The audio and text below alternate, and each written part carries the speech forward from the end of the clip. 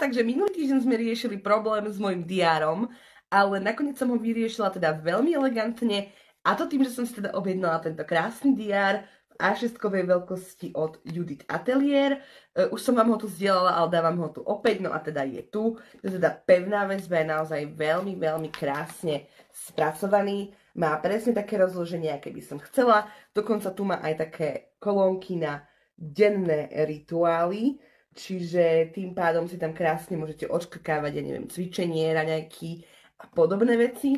No a veľmi pekne je tam aj ročný prehľad, je tam dokonca aj na každý mesiac, pokiaľ máte nejaký špeciálny deň, tak aj takýto denný plánovač, nejaké zhrnutia mesiacov, nejaké mesačné plánovače.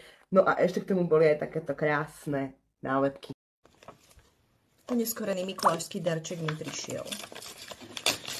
Som sa nevedela dočkať, pretože toto, môj zlatý, bez tohto by som ja existovať nemohla. Som po 5 rokoch, po 4 rokoch išla do inej značky, tak som veľmi zvedavá a vyzerá to celkom fajn, pretože to vyzerá tak, že mám priestor aj na myšlienky, aj na poznámky, aj na stretnutia, aj všetko. A ešte mám aj nálepky. Teda tie nálepky budú Eliške, ale tak však vieme, jak to vždy dopadne.